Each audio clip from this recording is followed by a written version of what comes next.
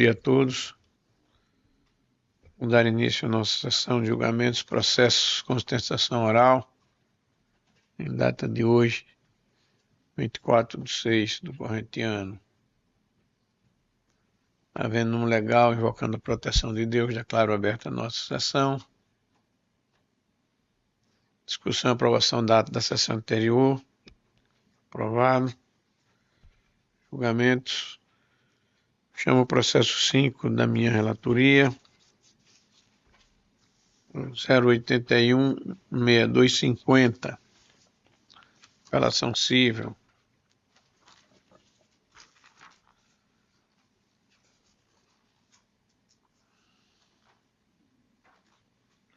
Doutora Luísa de Araújo Guimarães.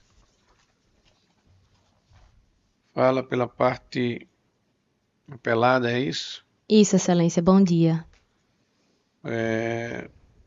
Estou encaminhando o voto no sentido de desprovir o recurso, doutora. Não há divergência. Dispensada a sustentação. Sim. Desprovido, portanto, o recurso. Obrigada. Bom dia a todos. Bom dia. Os termos do voto do relator. Decisão unânime. Eu chamo o 20 da relatoria da doutora Érica Paiva. Processo 084-1554, doutor Gleidson Cleva Oliveira.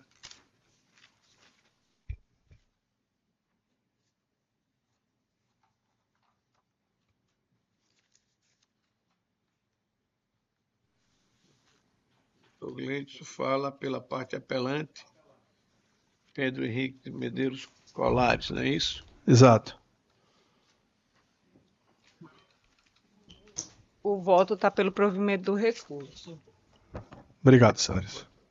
Dispensa a sustentação. Muito obrigado, doutor.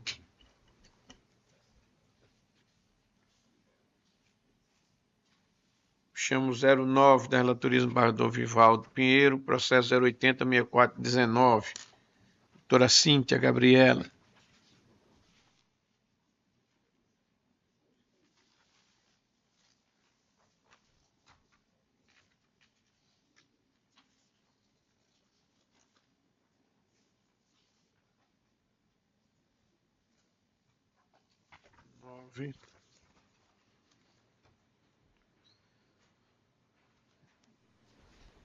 Doutora Cíntia fala pela agravante, não é isso? Parte agravada, Excelência. Pela parte agravada. Sim.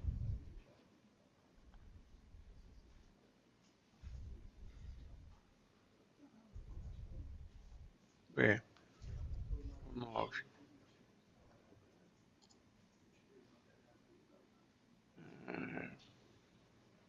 Tem a palavra, doutor, 15 minutos.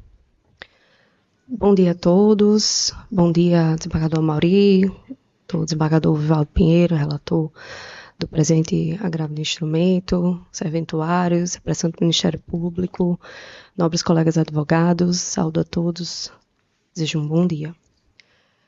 Excelências, o presente recurso, ele versa sobre 3 principais pontos que merecem atenção de forma individual. Sendo o primeiro deles, que inclusive foi debatido em série de preliminar de contrarrazões ao agravo de instrumento, acerca da prevenção. No caso concreto, o agravo de instrumento interposto pela parte ora agravada, na data de 14 de abril de 2025, sob relatoria do Dr. Juiz convocado Roberto Guedes e distribuído ao gabinete da desembargadora Sandra Elali, inclusive havendo decisão monocrática proferida em 8 de maio do corrente ano, nos termos do artigo 930 do Código de Processo Civil, que preconiza que o primeiro recurso protocolado no tribunal tornará prevento o relator para eventual recurso subsequente, nos traz uma discussão necessária acerca da eventual nulidade relativa da decisão monocrática proferida em sede do presente agravo de instrumento aqui debatido. Tendo em vista que, em que pese a interposição posterior do presente agravo de instrumento, ao agravo interposto pela parte ora agravada, e decisão monocrática proferida antes de decisão monocrática proferida no agravo de instrumento prevento, precisamos debater sobre eventual nulidade, tendo em vista que a relatoria da atual decisão encontra desamparo nos termos do artigo 930 do CPC, posto que o juiz convocado Dr. Roberto Guedes proferiu decisão monocrática não somente no agravo de instrumento interposto pela agravada, a segunda Câmara Cível, determinando a manutenção da decisão interlocutória, fixando em um salário mínimo os alimentos, somado ao pagamento de mensalidade escolar e plano de saúde da infante, merece ser, portanto, mantida. Dessa forma, trazemos ao debate, primeiramente e preliminarmente, a questão da prevenção com relação ao presente recurso, para que seja não somente redistribuída em conexão, mas analisada a potencial nulidade da decisão monocrática já proferida. Passamos, portanto, ao segundo ponto de requerimento da parte agravante com relação à revogação da gratuidade de justiça concedida à agravada. Alega, em resumo, que a parte agravada aufere renda superior a R$ 7.000, em que pese utilizar de forma incorreta os documentos presentes no agravo de instrumento, bem como no processo originário, sustentando que possui comprovadamente capacidade contributiva e responsabilidade no provimento de alimentos e do sustento de sua filha superior ao agravante, o que não merece prosperar. Respeitosamente, requeremos uma análise minuciosa das contrarrazões e também do processo originário no que tange aos documentos apresentados pela agravada, comprovando que não somente teve, em dezembro do ano passado, 2024, uma redução considerável de sua renda, mas que também contribui de forma superior ao percentual pago pelo agravante no provimento do sustento de sua filha, o que implica, consequentemente, em um salário líquido ínfimo para que possa prover o seu sustento e de sua família. Isso é, inclusive, comprovado diante do fato de que não somente a infante, mas sua genitora atualmente não conseguem arcar com o custo de uma moradia, residindo com os avós maternos, o que é de conhecimento total da parte agravante. Pelo contrário, o agravante não somente tem 60% de cotas e participação societária em uma empresa do ramo imobiliário, em que pese alegar um prolabore de R$ 3.000 que não exaure e tampouco esgota sua renda mensal, tendo em vista que é empresário e possui grandes transações dentro do ramo imobiliário, inclusive com altas gratificações.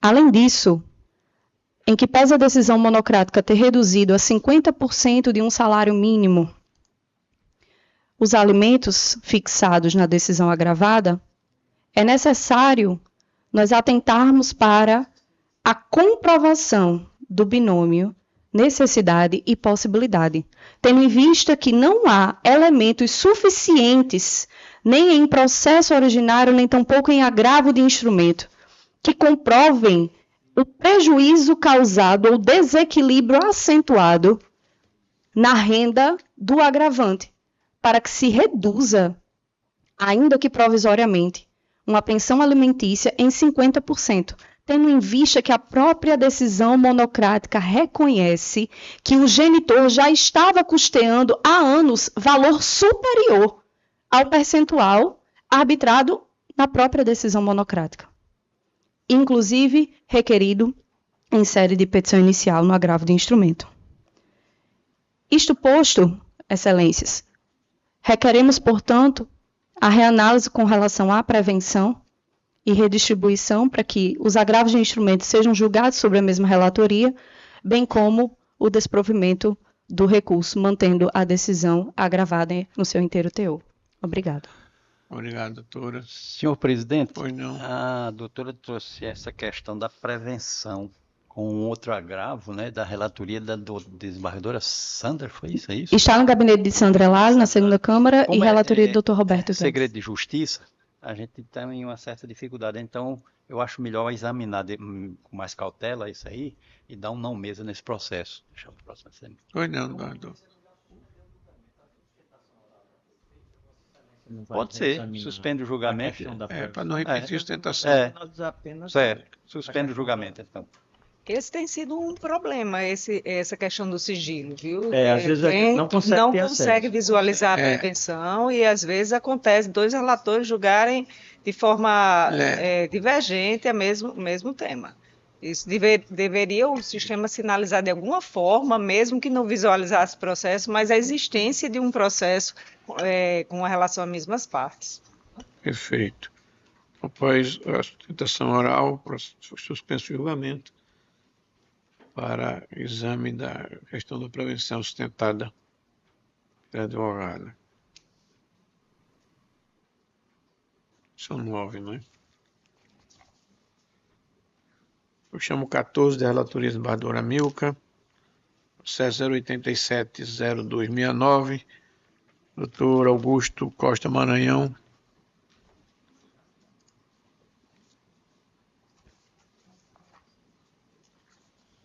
Sustentação oral, fala pela apelada, não é isso? Exatamente. Transporte de dados do Natal Limitada. Está desprovendo o recurso O agora. recurso está sendo desprovido, não há divergência. Dispensada a sustentação, proclamado o resultado, proclamado o julgamento, desprovido o recurso à unanimidade nos termos do voto do relator. O 6 da relatoria do desembargador Vivaldo Pinheiro, processo 080-4655, doutor Daniel Vitor Silva.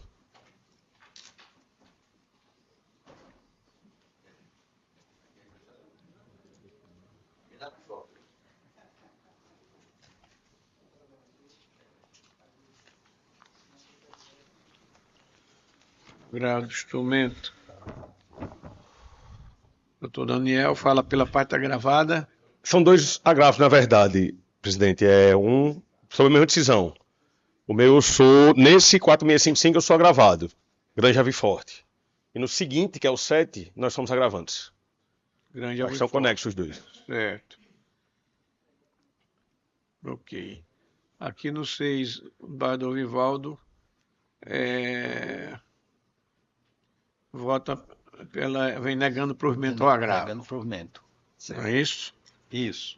E no seguinte, dando provimento. Deixa eu ver aqui. dou provimento ao recurso para declarar preclusão temporal. Satisfeitos. Muito obrigado, Obrigado a doutor. Então, julgado o 6 e o 7, não é isso? 6 e o 7. 6 e 7. O 18 da relatoria da doutora Érica, processo 082-1390, doutor Tássios. Bom dia, doutor. 18.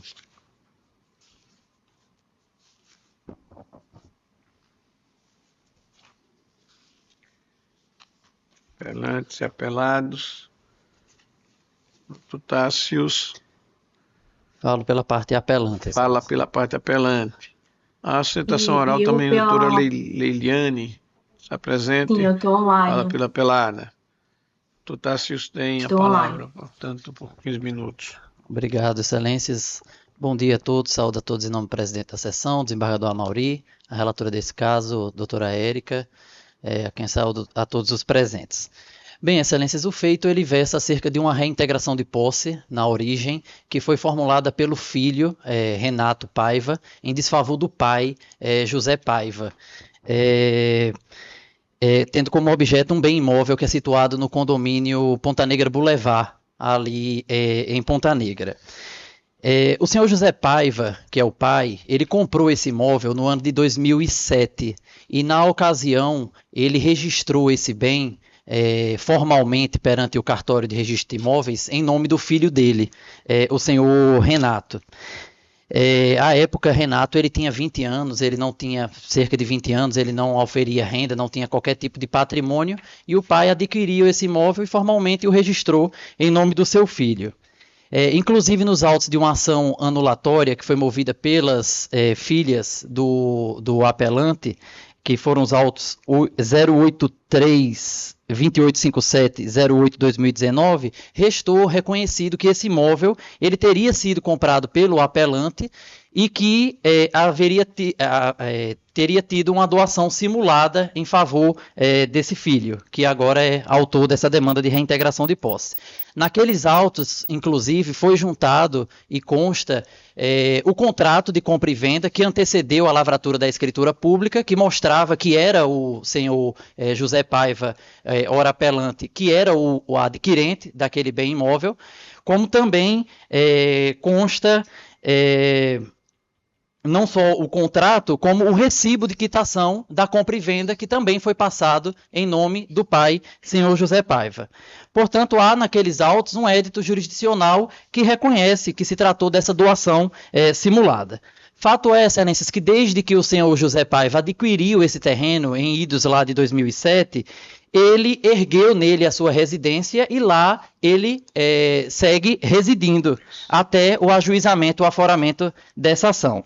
Então, nos autos, há faturas de energia em nome do senhor José, há contas de consumo, pagamentos de tributos, tudo referente ao imóvel. E o fato de que esse imóvel e sempre foi a residência do senhor José Paiva, aqui apelante, é um fato incontroverso nos autos, porque é reconhecido pela parte apelada.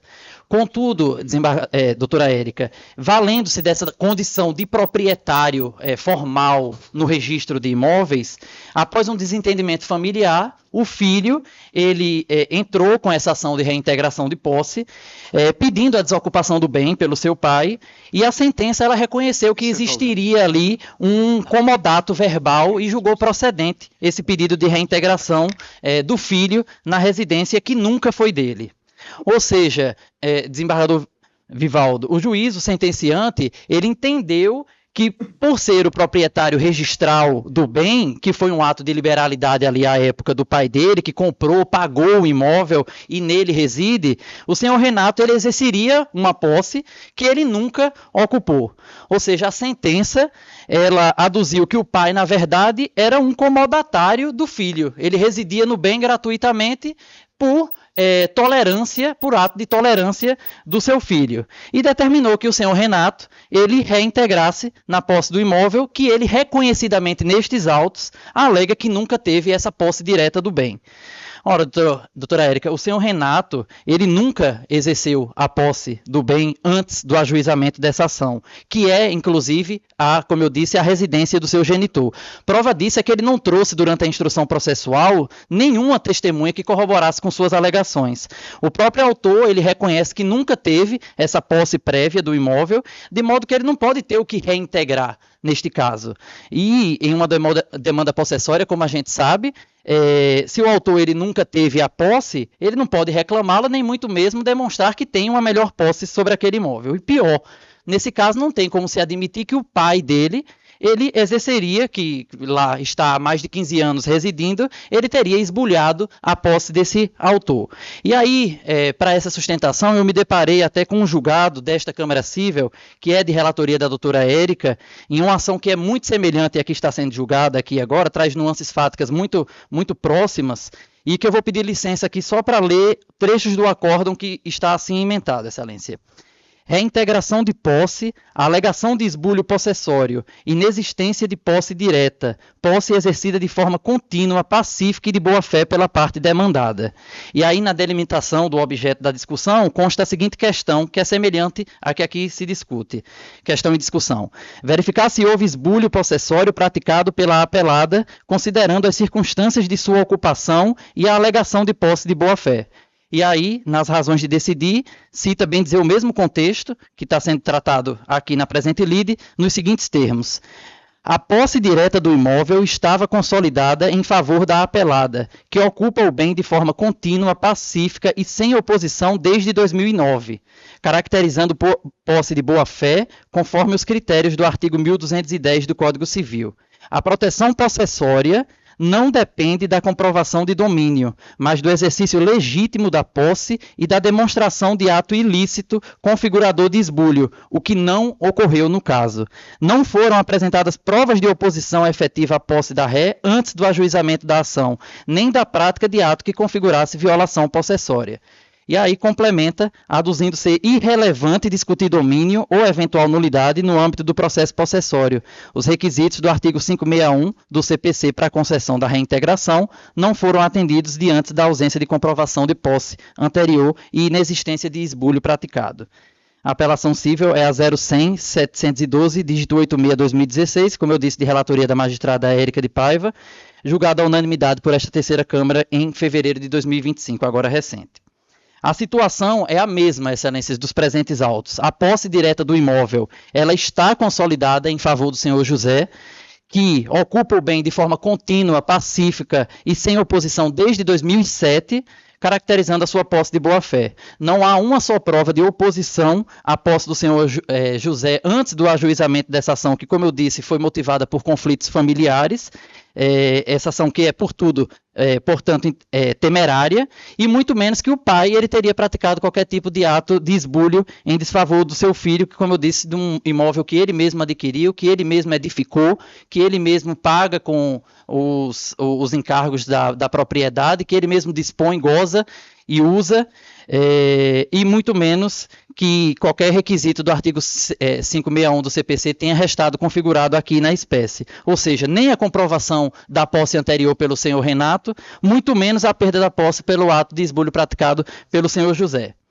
Portanto, excelência, se quisesse o autor ele se valer dessa condição de proprietário registral do bem para reaver esse imóvel, ele ajuizasse uma ação reivindicatória respaldada no seu domínio, mas jamais uma ação possessória, quando na verdade ele jamais exerceu qualquer tipo de posse direta aí ou indireta sobre esse bem imóvel. A jurisprudência desse tribunal, nós sabemos, ela é pacífica, que o direito de propriedade ele não é oponível em sede de demanda possessória. E, por fim, excelências, a título apenas eventual, já que nós esperamos louvavelmente que essa Câmara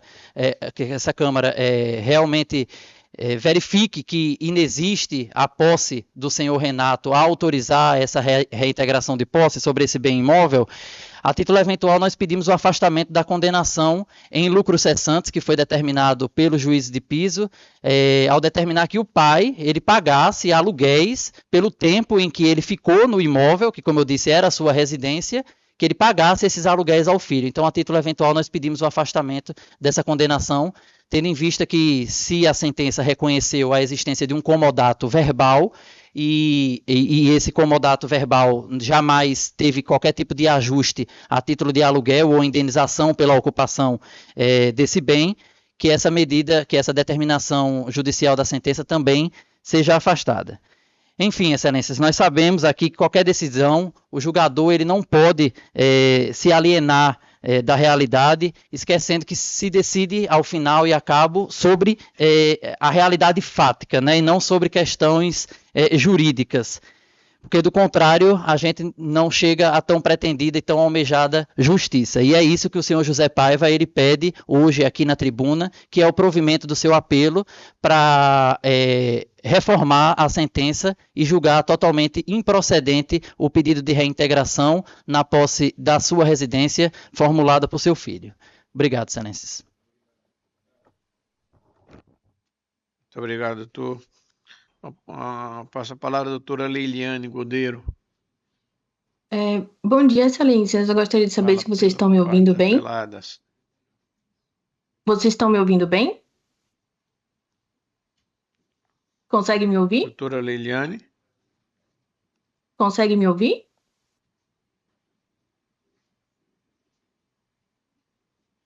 Consegue me ouvir? Agora sim, doutora. Ok.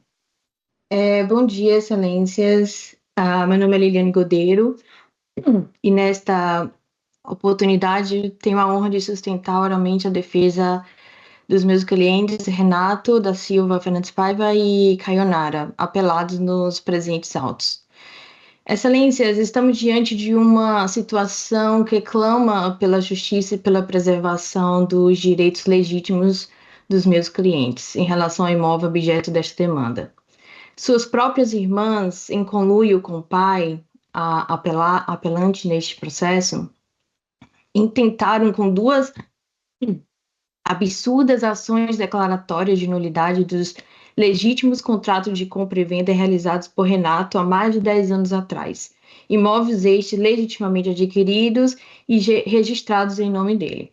Inclusive, a discussão da propriedade deste imóvel objeto desta reintegração já passou por esse tribunal e recentemente pelo Superior Tribunal de Justiça, atribuindo definitivamente a legítima propriedade do bem ao meu cliente.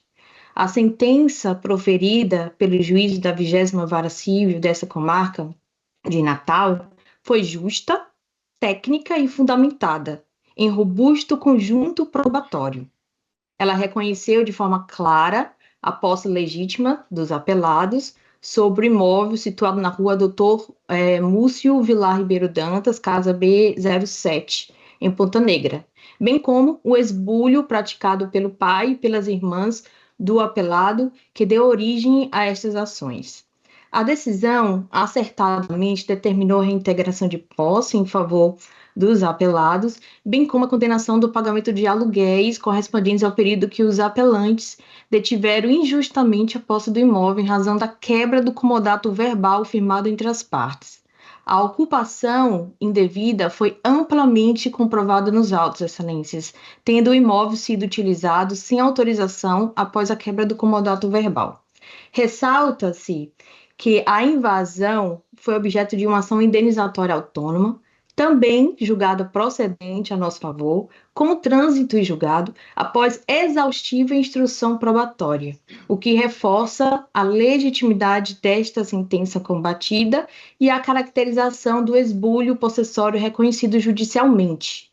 Como bem destacou a sentença do primeiro grau, ficou comprovado que o Renato ocupava legitimamente o imóvel de Ponta Negra como residência temporária e como sua clínica odontológica que foi invadida, desde 2013. Essa troca de imóveis foi fruto de um acordo familiar de comodato verbal com seu pai, José Fernandes.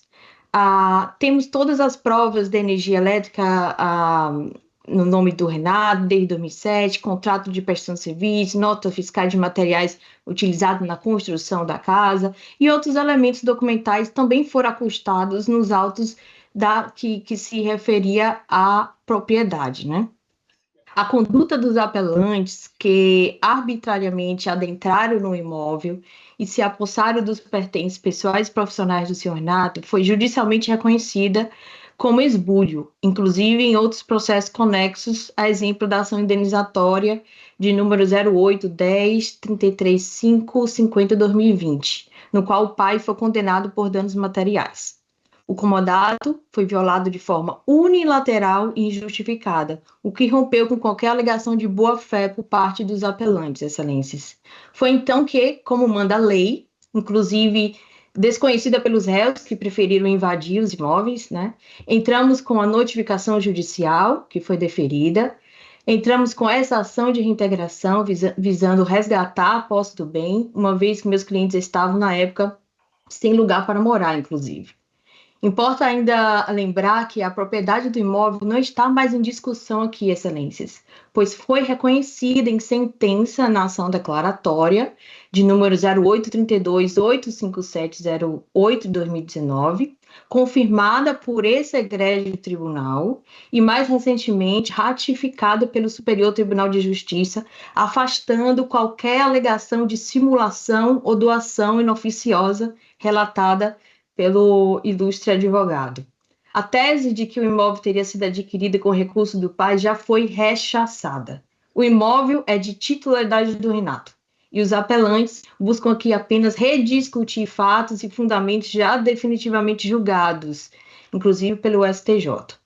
A presente apelação não traz qualquer fato novo, tampouco questionamento jurídico relevante. Trata-se de mais uma tentativa de postergar o cumprimento de decisão legítima, de reabrir discussões já superadas pela ampla instrução processual e pela jurisprudência consolidada deste tribunal e do Tribunal Superior de Justiça. O comportamento processual dos apelantes se aproxima, inclusive, de litigância de má-fé, a meu ver, o que deve ser reconhecido para fim de eventuais aplicação de multa.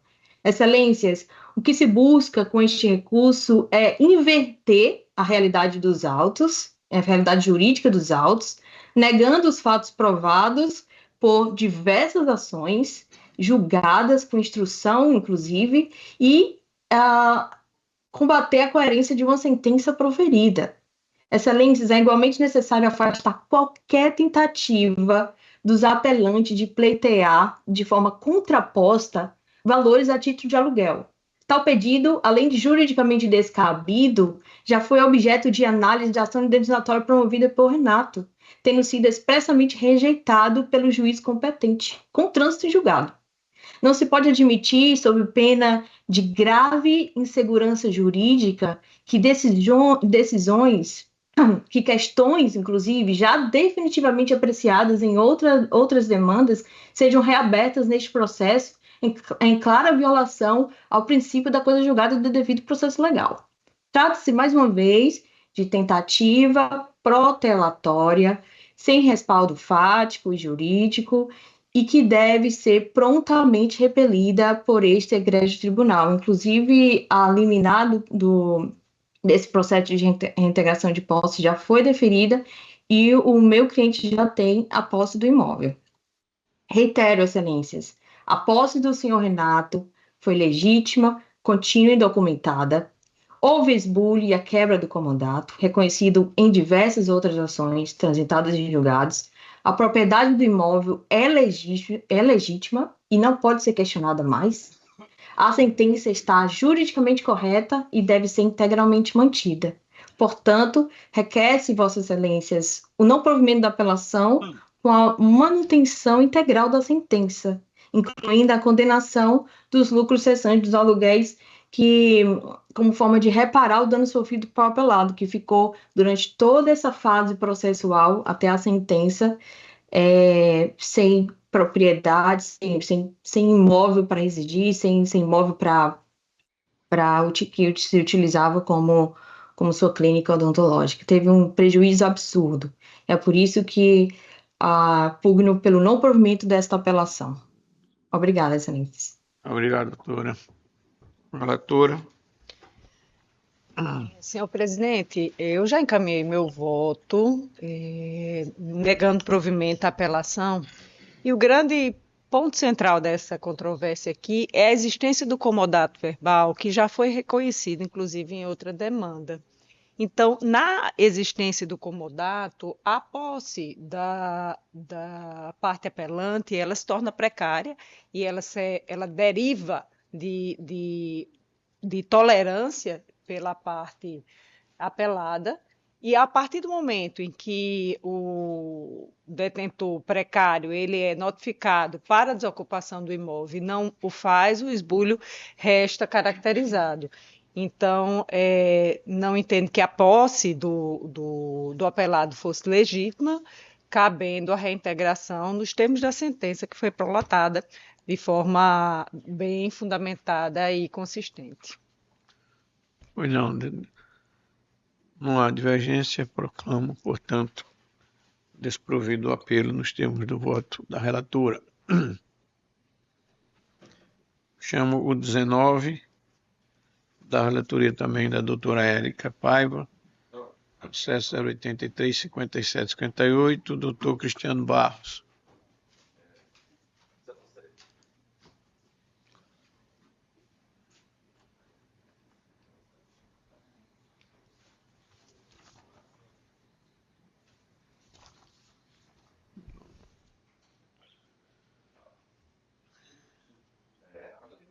Doutor Cristiano fala pela parte apelada. Vota no sentido de desprover o recurso, né, doutora Érica? Isso. Dispensa a citação, excelência, e agradeço à corte. Muito obrigado, doutor Cristiano. Desprovido o recurso À unanimidade.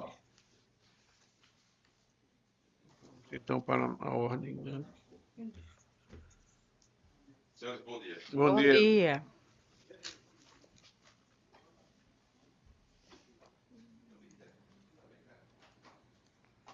Chamo o processo 01 da pauta da minha relatoria, grave chumento 081-6947, doutora Luciana Batista de Oliveira.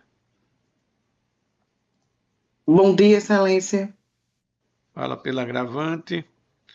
E o doutor Márcio Brandão fala pelo agravados, não é isso?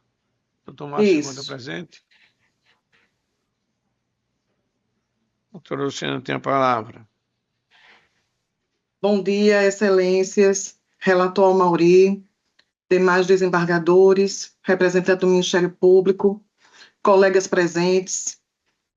Me chamo Luciana Batista de Oliveira Sandres, inscrita na OAB-PE 27364. Sou representante das agravantes, né? Esse caso é um caso bastante delicado, onde minhas clientes, elas não faziam parte do processo de origem, né? E aí, como herdeiras de um co-executado, elas foram incluídas no cumprimento definitivo de sentença, requerendo a penhora do quinhão, do que elas receberam por herança. E aí, nessa decisão interlocutória, restou decidido que se configurou uma fraude à execução, visto que, no curso do processo, o co-executado, ele faleceu e foi realizado o inventário extrajudicial, de forma legítima, né? Porque na data da sucessão não havia título executivo judicial. E aí elas receberam os seus quinhões legitimamente e, através dessa decisão agravada, a juíza de piso decidiu que houve configuração de fraude à execução. E fundamentou essa decisão no parágrafo 1º do artigo 792 do CPC. Contudo, foi desconsiderado o parágrafo 4º desse mesmo artigo, né? Posto que, nesse caso, as partes, as herdeiras, né, elas já haviam recebido os seus quinhões, então, como adquirentes, terceiras adquirentes, elas não foram intimadas a opor embargos à execução, né, embargos de terceiros, na verdade.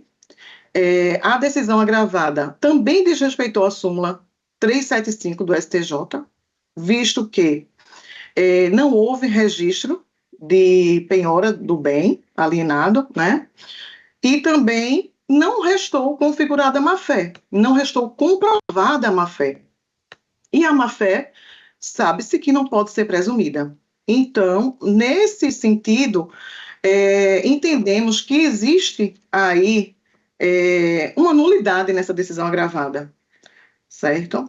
E então, essas agravantes, elas foram equivocadamente incluídas na lide, já em fase de cumprimento definitivo de sentença, quando já legitimamente tinham sido partilhados os bens deixados pelo genitor, né? Uma partilha legítima, visto que, na data da abertura da sucessão, não existia título executivo judicial transitado em julgado, elas nunca foram intimadas no cumprimento provisório de sentença, não podemos jamais, repita-se, ser presumida uma má-fé, né? E nesses termos, como já dito, foi desrespeitada a súmula 375 do STJ, né? E o parágrafo 4º do artigo 792 do CPC. Assim, vêm minhas clientes, né, as agravantes, requerer o provimento do agravo de instrumento uma vez que demonstrados os equívocos cometidos na decisão agravada para o reconhecimento da nulidade da decisão. Assim, caso Vossas Excelências não entendam, afastar o entendimento de caracterização de fraude à execução, uma vez que inexiste, como já dito, né, qualquer comprovação da má-fé, né, da má-fé que não pode ser presumida, né? E nesse caso, requer também que seja sustado qualquer medida que venha a penhorar os quiões das agravantes. Obrigado, doutora. Eu estou encaminhando o voto aqui no sentido de desprover o recurso. Na verdade, eu faço a anotação aqui de que a transferência dos bens deixados pelo executado falecido ocorreu após o início do cumprimento provisório de sentença, que já existia à época, momento que já se discutia a obrigação exequenda, sendo relevante o trânsito em julgado posterior. Quer dizer que a matéria não é nova, ela já vinha sendo, a sentença vinha sendo, já se iniciado com o cumprimento provisório. As partes tinham conhecimento da existência do cumprimento dessa decisão e ainda assim levaram a cabo o inventário através de escrituração pública. A declaração de inexistência de passivo pelos herdeiros na escritura pública de inventário extrajudicial não afasta a caracterização da fraude, visto que a dívida exequenda já era objeto de discussão judicial à época da partilha. Portanto, o voto é no sentido de desprover o recurso, não há divergência. Obrigada, Excelência. Obrigado, doutor. Chamo 2.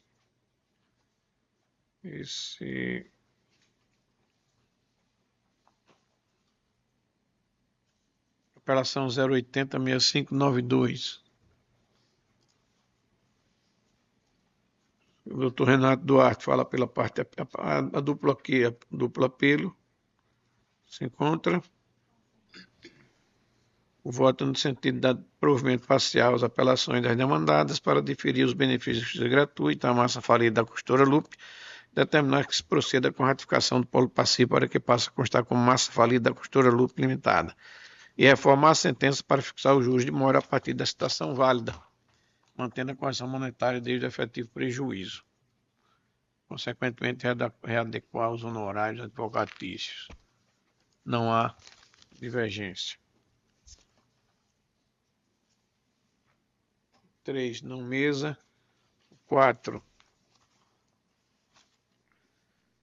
Operação CIV 080-9970 da minha relatoria, apelando Antônio Gleidson Fernandes Freitas. Sustentação oral, doutor Alexandre Pereira da Silva. Bom dia, Excelência.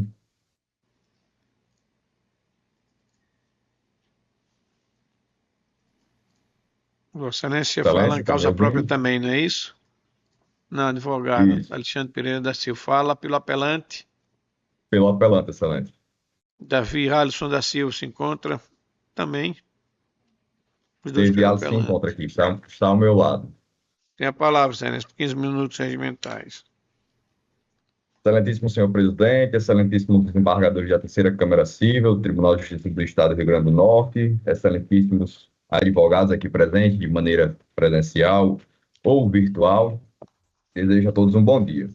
Excelência, estamos aqui nessa tribuna para, com devido respeito, sustentar a necessidade de reforma da sentença, que julgou improcedente o pedido de indenização por danos morais e materiais formulados pelo senhor Antônio Gleidson Fernandes Freitas, vítima de uma falha médica, que comprometeu sua autonomia e dignidade de forma permanente. É importante ressaltar, excelentíssimos desembargadores, que o apelante foi submetido a uma cirurgia simples de hérnia umbilical no Hospital Wilson Rosado, utilizando-se de uma raquianestesia administrada pelo médico Dr. Manuel Ferreira Sobrinho, polo passivo nesta demanda. Ocorre, excelentíssimos, que imediatamente após o procedimento, o senhor Gleidson passou a sofrer com fortes dores, dormências, perca do movimento do membro inferior direito, necessitando de cadeiras de rodas para se locomover. Vale ressaltar que todos esses sintomas foram repassados para a equipe médica, que até o momento da cirurgia diziam que era normal. Entretanto, algum tempo depois, em torno de uma semana ou 10 dias, o senhor Gleidson foi diagnosticado pela doutora Samila, médica dele hoje, onde foi confirmado também pelo médico de Fortaleza com síndrome do pé caído, que seria lesão neurológica grave irreversível, diretamente associada à manipulação anestésica da região lombosacral. O atestado está em anexo no ID 20285489, pela doutora Samila. Desde então, excelentíssimos, a vida do senhor Gleidson se transformou. Por quê? Ele ficou com limitações motoras, o uso de hóspedes, dores crônicas, dependente totalmente para atividades simples, como dirigir, andar, e sua reabilitação se tornou ineficaz, atestado pela própria doutora Samila, em atestados já anexados aos autos, como falei anteriormente. Até mesmo, excelentíssimos, para dormir, o apelante muitas vezes não consegue, nem mesmo com o uso de medicação. Por quê? Porque as dores não cessam de maneira nenhuma. O uso da medicação é feito simplesmente para aliviar as dores, mas as dores não cessam. É importante a gente frisar a questão do erro médico com o nexo causal. A perícia judicial, que foi realizada e está acostada aos autos, não afastou a relação entre o ato médico e a lesão. Ao contrário, excelentíssimos, admitiu a possibilidade de que o procedimento tenha causado o quadro neurológico do paciente. E foi confirmado por uma doutora essa que se chama Samila, atestado, novamente, venho a dizer, aos autos. E mesmo diante de todo esse conjunto probatório, a sentença ignorou a dúvida, penalizando a parte mais frágil, que é o senhor Gleidson. Excelentíssimos, o STJ já pacificou que em procedimentos simples, quando há resultados anormal, presume-se a falha na prestação do serviço médico. A gente pode colocar em cronologia os fatos. O paciente não produzia, não tem e nunca teve histórico neurológico. A lesão surgiu imediatamente após a raquianestesia, conforme comprovado aos autos. Hoje, existe dor contínua, ele perdeu o movimento da perna, conforme laudo pericial em anexo, e o diagnóstico clínico associa que a lesão foi pós-anestesia. Isso não é efeito de um procedimento comum, isso é consequência de um procedimento falho. É importante e principalmente podemos ressaltar, excelentíssimos, que o médico, o doutor Manuel, foi intimado pelos senhores desembargadores no 2º grau para apresentar o certificado de especialização em anestesiologia, conforme alegado em sua defesa. Porém, não apresentou. Em nossa impugnação, a gente questionou o fato dele não ser especialista na área, e mesmo assim o hospital autorizou a praticar o procedimento. Isso demonstra que a intervenção foi feita por profissional sem a devida titulação formal exigida pela resolução CFM número 2162 de 2017. Fato gravíssimo que compromete ainda mais a conduta e reforça a culpa do médico e do hospital por fazerem tal procedimento. Excelentíssimos, estamos falando de um prejuízo funcional irreversível, de dor crônica, de impacto psíquico e social. O apelante teve sua capacidade de locomoção comprometida, excelentíssimos. O apelante hoje, ele não pode mais dirigir nenhum veículo, até mesmo para se locomover, para andar, ele não consegue. Sua vida foi alterada de forma definitiva. Isso, sem sombra de dúvida, configura dano moral de natureza grave. certo? Além de dano moral contínuo. Em relação a tudo isso que já abordamos, excelentíssimos, esse caso é mais do que uma discussão técnica. É um apelo à sensibilidade do judiciário diante do sofrimento do senhor Gleidson. A sentença deve ser reformada porque a prova pericial não exclui a culpa, há indícios de erro e negligência atestados por outro médico e até mesmo pelo perito judicial. Houve, principalmente, excelentíssimos, eu quero que deixe isso gravado, houve omissão do médico na comprovação de sua capacitação técnica. Por quê? É muito simples, excelentíssimos. Se eu quero provar que sou advogado, só basta eu apresentar meu OAB. Ele só bastava comprovar que ele era um profissional capacitado, demonstrando o diploma dele, a capacitação técnica de residência e anestesia. Diante de tudo isso que já foi abordado, excelentíssimos, requeremos que os pedidos e procedimentos e os pedidos autorais, com condenação solidária entre os réus, ao pagamento de danos morais e materiais. Muito obrigado, excelentíssimos. Tenham um bom dia e bom trabalho. Muito obrigado, doutor. Bom dia. A semana passada nós julgamos mais um caso onde se discute a questão do erro médico.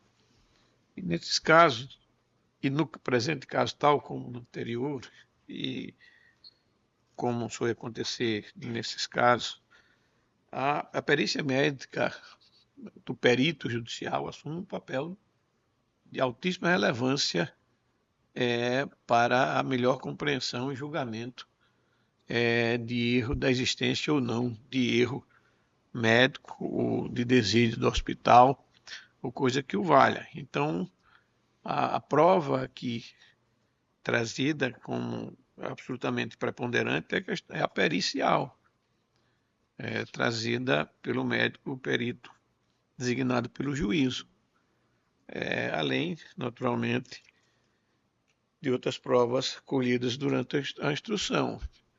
E o que eu pude colher aqui é exatamente a verdade de que não houve o apontado erro médico por parte do anestesista, quer seja por imperícia ou imprudência. Apenas para destacar, claro que não vou ler aqui todo o laudo, mas o que se disse era o seguinte: realmente a sequela ela existe, foi constatada através do laudo que existe a sequela. Ele ficou com dificuldade de deambular, sente dores de deambular, ainda com dores, mas o que diz o médico era o seguinte, que essa sequela é decorrente da própria anestesia. É uma possibilidade que pode acontecer, que é a chamada RAC, né? E diz ele, fatos incontroversos nesse caso. Há sequela neurológica e o nexo causal bem estabelecido entre procedimento e a Aqui, isso até me suscitou uma dúvida quando ele fala nesse nexo causal, mas o nexo causal que ele se refere é entre a anestesia, o efeito que pode acontecer da anestesia, embora raro. A complicação do paciente é muito rara. E foi feito ciência da possibilidade de tais complicações, atestado do termo de consentimento livre e esclarecido. E ele aqui aponta que o paciente foi alertado de que há a possibilidade, ainda que rara, do surgimento dessas intercorrências e possíveis sequelas decorrente daquele tipo de anestesia. E diz ainda, o anestesista não incorreu em erros de imperícia e imprudência, já que tratava-se de profissional habilitado e experiente, e ocorreu uma complicação prevista do procedimento. Então, além disso, ele faz referência que essas dores, o próprio anestesista não foi comunicado, e enfim, e quando tomou conhecimento, ele tomou as providências possíveis àquele momento, enfim. O que aponta o laudo médico, o laudo pericial, é de que realmente, isso diz textualmente em vários pontos do processo, de que essa sequela foi decorrente da própria anestesia, independentemente, e que não houve, na verdade, imperícia ou imprudência do médico. Portanto, eu estou aqui negando provimento ao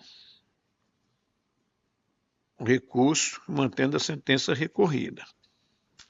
Estou justificando porque essas matérias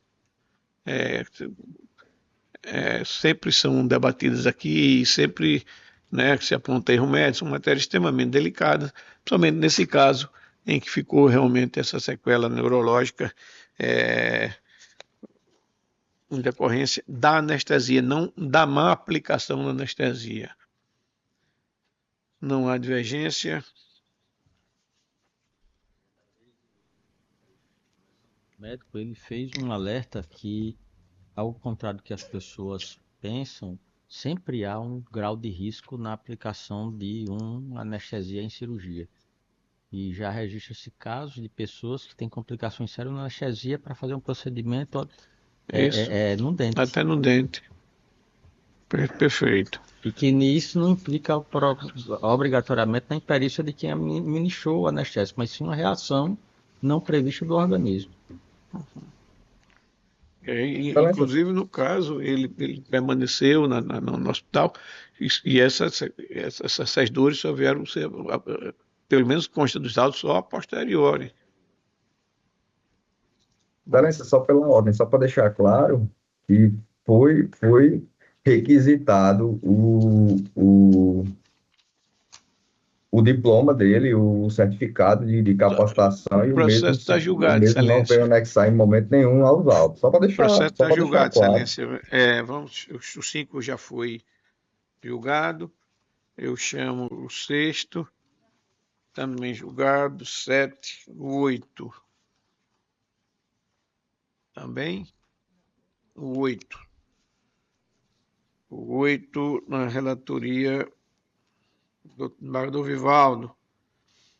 Agravo de instrumento 080 59 46.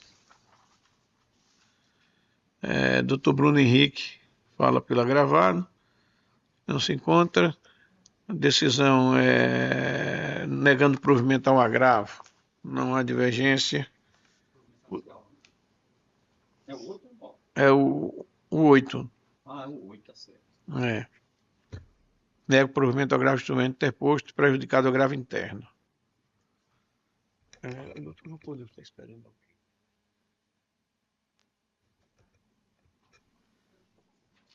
Anotando aqui a presença do Dr. João por Deus.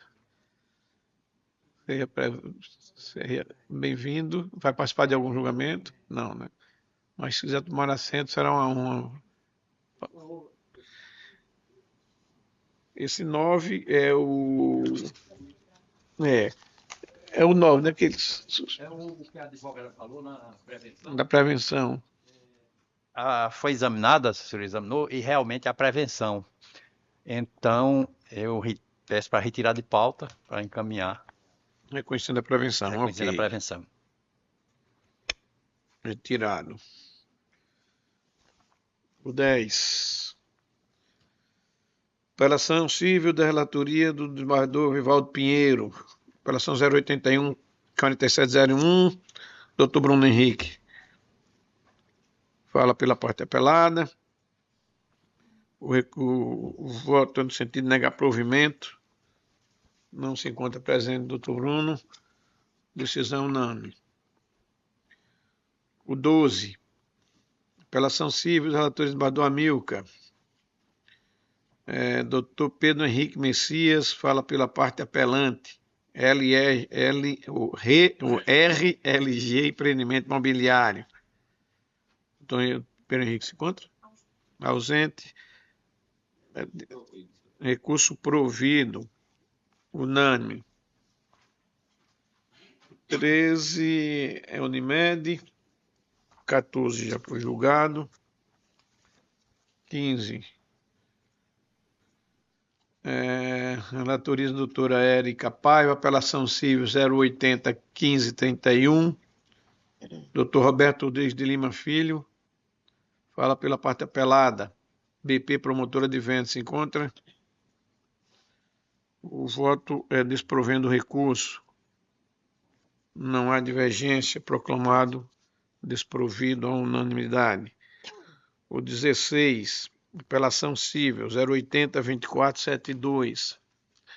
Relatora, doutora Érica Paiva. Inscrição para ostentação do Dr. Marlon Gonçalves Sanches. Há um duplo apelo aqui. Apelante, apelado, Banco Itaú, BMG consignado. Doutor Marlon se encontra presente. Sim, excelente. Fala pelo Banco de Itaú. Doutor Marlon tem pelo Banco Itaú. Tá ok, excelência. Primeiramente, bom dia. Cumprimento a todos na pessoa de Vossa Excelência. É um caso recorrente, por isso vou ser muito breve e objetivo. O banco entende pela legalidade da contratação desse empréstimo consignado. Todas as provas foram devidamente distribuídas na fase de conhecimento, contrato, o RG que foi apresentado pela parte autora quando da contratação, esse RG é o mesmo juntado pela mesma quando da distribuição dessa inicial. Há também a comprovação do envio do valor para a conta corrente do Bradesco, onde a parte autora recebe seu benefício 2 dias após a contratação e formalização desse empréstimo. Inclusive, há também um lapso temporal quanto ao recebimento desse valor, quanto à devolução em juízo desse valor, e nesse lapso temporal nunca houve qualquer tipo de imposição da parte autora quanto aos valores descontados. O banco entende que a fundamentação da sentença, no sentido da necessidade da prova pericial, ela se torna secundária, uma vez que todos os documentos que trazem a legalidade dessa contratação e o benefício econômico único e exclusivo da parte autora, e não de terceiro fraudador, foram devidamente apresentados, o que faz com que a perícia, nesse caso, se torne secundária, dado as provas robustas que foram apresentadas. Então, por esses motivos, entendemos que a sentença não andou bem, no sentido de nos condenar em R$5 mil a título de danos morais, por isso pedimos o afastamento da verba e a improcedência dos pedidos. Muito obrigado, excelência. Muito obrigado, doutora Érica. 16. O voto, senhor presidente, por desprover o recurso da parte autora, aprover parcialmente o apelo do banco apenas no tocante aos índices de correção monetária e juros. Perfeito. Não há divergência. Proclamada a unanimidade. O 17. Excelências, muito obrigado. Boa sessão a todos. Muito obrigado, doutor Marlon. O 17, apelação 080-2863. Doutora Érica Paiva, relatora. Sustentação oral pelo doutor Roberto Rodrigues de Lima. Fala pela apelada. O voto é por desprover o recurso. Não há divergência. Proclamado a unanimidade, desprovido o recurso. O 18 já foi julgado, não é isso? 19 também. 20. 21.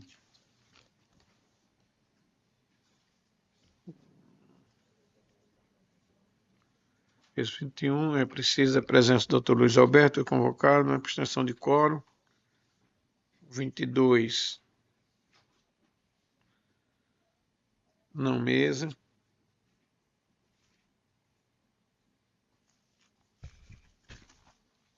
23. 23 é o que eu pedi vista, né? Eu lancei o voto nesse 23, não sei se Vossas Excelências chegaram a examinar.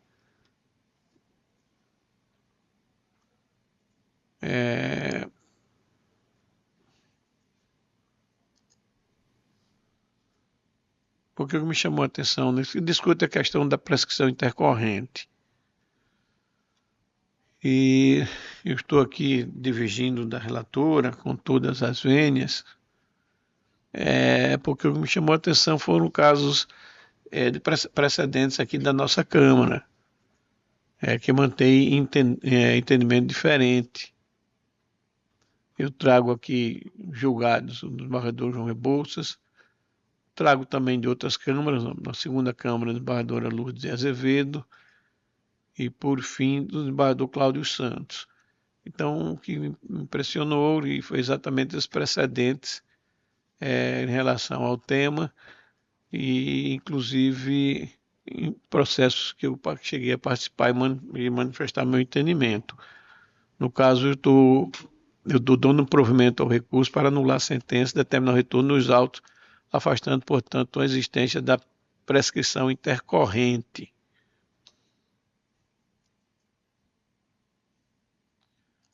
Aqui como estar. Ampliação. E a comunicação que ele pode fazer, a sustentação oral, né, novamente. Perfeito. Eu tenho o voto do desembargador Vivaldo. No caso, vou aguardar a...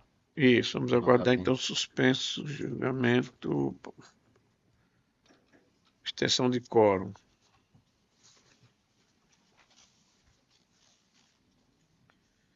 E agora os processos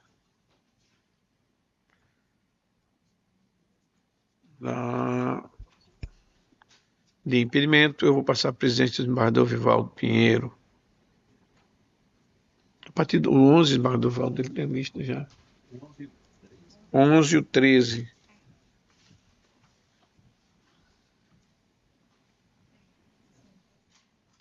Assumo a presidência com muita honra e chamo o número 11 da pauta grave de instrumentos 0804-796 da relatoria do desembargador Amilcar.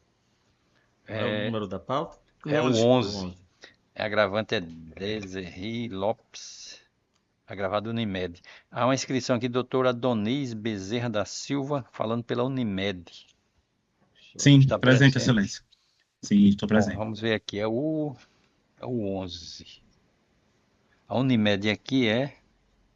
Agravada. Agravada.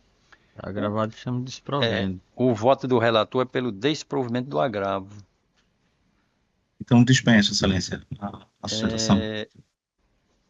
Não há divergência. Então, julgado à unanimidade, nós temos o voto do relator. Muito obrigado. Agradeço, Vossa Excelência. O 13.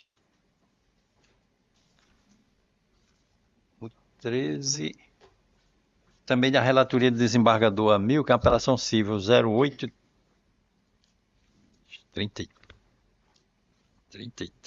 964. 14. Apelante Ana Letícia Franco. Apelado Defensoria Polo Passivo Unimed. 13. O impedimento do desembargador Amauri. Tem apelação da Unimed e da Qualicorp. Unimed. Então é um duplo apelo. Aqui a inscrição do Dr. Bruno. Isso, está ausente, né? É o 13. Então o 13 também não há divergência, é pelo não provimento da apelação. É pelo desprovimento dos dois. Desprovimento de ambos os recursos. Então, julgado a unanimidade, nós temos o voto do relator. E devolvo a presidência ao desembargador Amaury Moura. Obrigado, desembargador Vivaldo. É o 39, não é? Esse 39.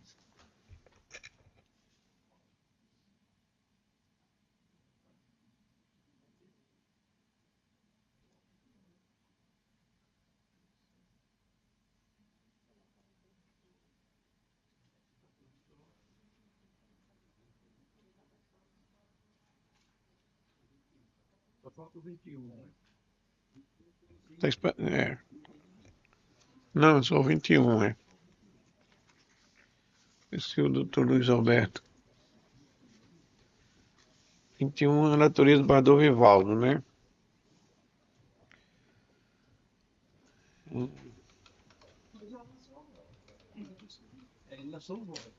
21.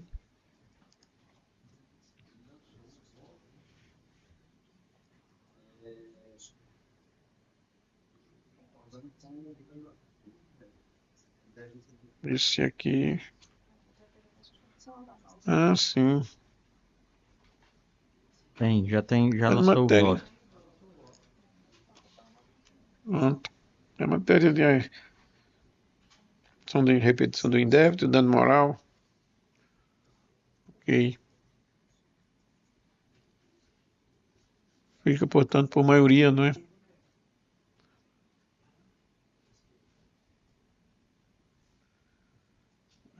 O voto, o 21 proclama, então, o 21 por maioria de votos, conhecido e provido o recurso nos termos do voto do relator, vencida a doutora Érica Paiva.